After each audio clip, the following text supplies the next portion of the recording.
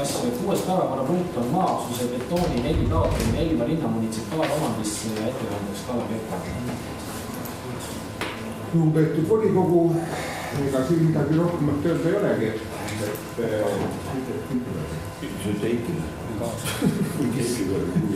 Kes siin ei ole?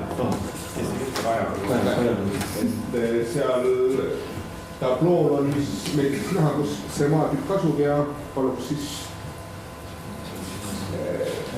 teha siis otsus, millega taotletakse maa linnaomadisse. See põhjapool ülevalpoolne osa on betooni tänavusel, kui paistab.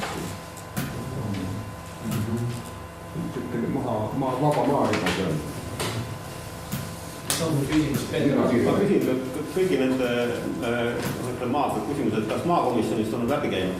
Maa- ja keskkonnakomisjon ei ole nüüd vahepeal kokku tulnud.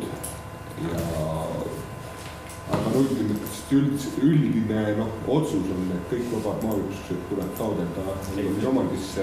See on maa- ja keskkonnakomisjoni otsus, nii et vastus on nii ja naa. Kahju.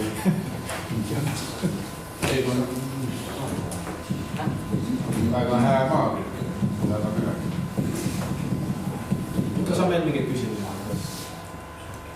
Ei ole. Aga paneme siis hääletusele, kes on selle poolt, et maaüksuse betooni 4 läks Elva linna munitsipaalomandisse ja palun anda käega märku, kes on selle poolt?